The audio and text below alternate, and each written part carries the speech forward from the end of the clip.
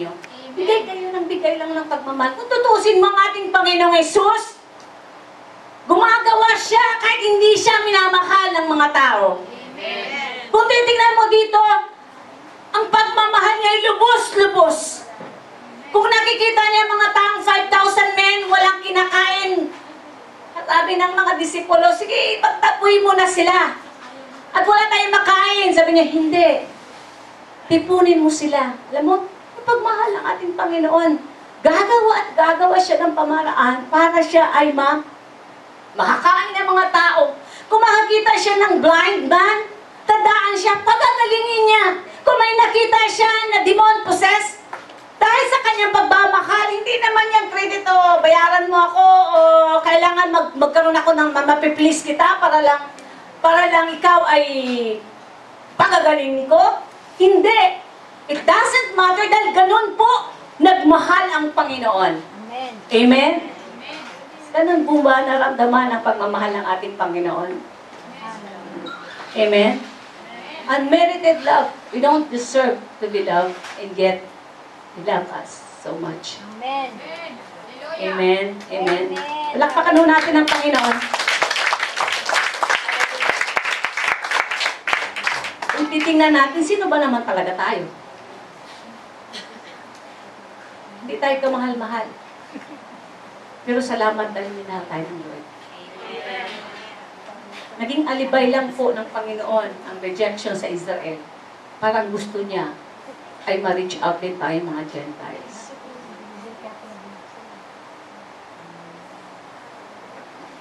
Kapilagay mo, plano ng Panginoon yun? Plano ng Panginoon na iligtas sila. Later on, sabi dito, "O Jerusalem, Jerusalem, who kills the prophets and stones those who are sent to her." Ang pag-iyak ng ating Panginoon Jesus, Jerusalem, Jerusalem, bakit niyo pinagpapatay ang mga propeta na ipinapadala ko sa inyo?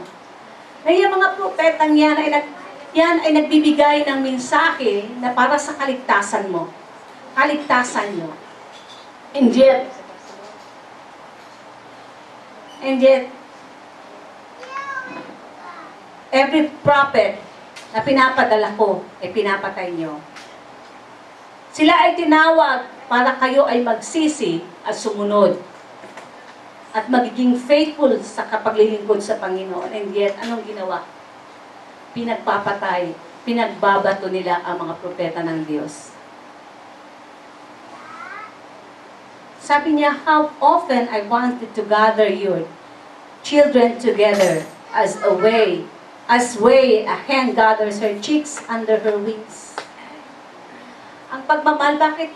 Alam niyo, usually ang Panginoong Jesus, sinasabi niya siyang tungkol sa is the lion, is the lamb, diba? Yun ang ano. Pero dito, specific as a hen. Ano po ba ang mayroon? Ang hen. Ang mga lion kasi, hindi naman siya, pag nanganak, wala naman siya covering sa kanyang mga anak in case of danger. Ang lamb din, or ang sheeps, wala ho sila pa in danger. Pero ang hen po, pag sila po ay nagmahal sa kanilang chicks, di ba pag may mga poultry kayo, yung mga native, sa inyong native, di ba sunod-sunod yung mga sisip kahit saan. At pag naghiga sila, natutulog, yung mga ano nila, nasa ilalim siya. I'm sure na naririnig nyo rin itong story na to, na isang nagkaroon ng sunog na poultry. At makikita po natin na doon sa poultry na yun, nakita nila nung may-ari na yung inahin ay sunog yung pakpak at siya ay patay.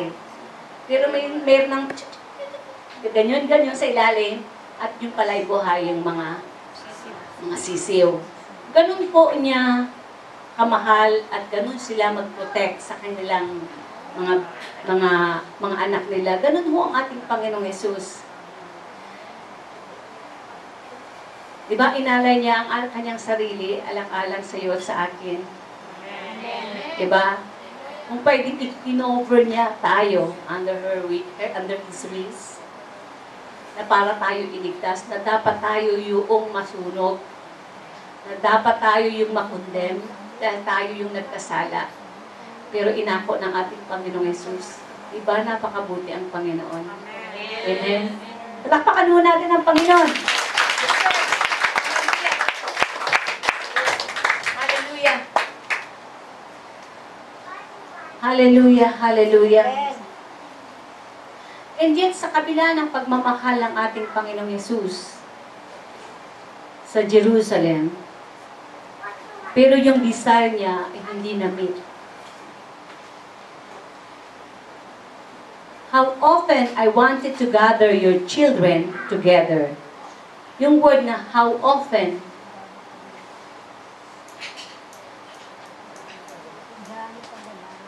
I wanted, ilang beses ko gusto na kayo ay sakluluhin ko. Pero, ayaw niyo. But you were unwilling.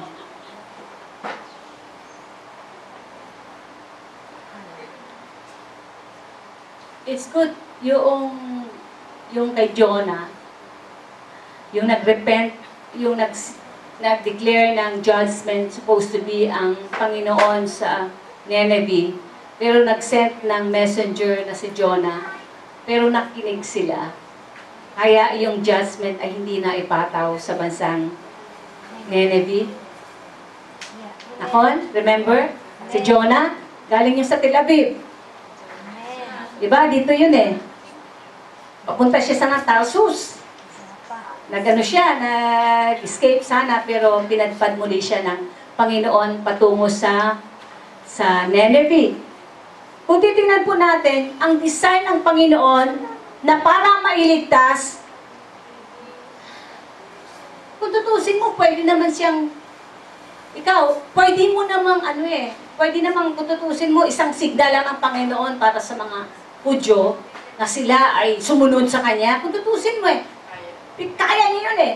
He can execute miracle and yet, shh! Pero alam mo, ang Panginoon is, yun nga yung free will. Binigyan tayo. Yung purpose ng Panginoon ay naroon, pero yung will ay hindi niya hawak. Nakon? Kung si Adan at si Eva lang sana kung kaya niya gawing robot lang sanang tao, hindi sana tayo nagkasala Hindi Binigyan pa rin ng free will. Gustuhin man ng Panginoon na iligtas ang Jerusalem, gustuhin man ng Panginoon o ng Diyos na iligtas ang bansang Israel, pero ayaw nila. They are not willing. Hello? Nakikita na nila yung initial at pagkikita na kung ano mayroon ng ating Panginoong Yesus, and yet hindi nila kinilala na ito talaga yung totoong Mesiyas. Imposible sa kanilang kapanahunan ay nagpapagaling na karamdaman. Yung kapanahunan, pinapatayo yung mga patay. Imposible mga nangyayari, pero matigas ang puso at isip ng mga tao. They are concerned na doon sila nakafocus sa law rather than the maker of the law.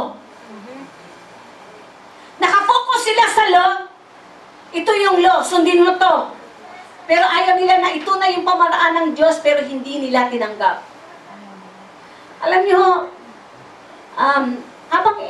habang binabasa ko ito, kinoconceptualize ko ito sa Philippine na kalagayan.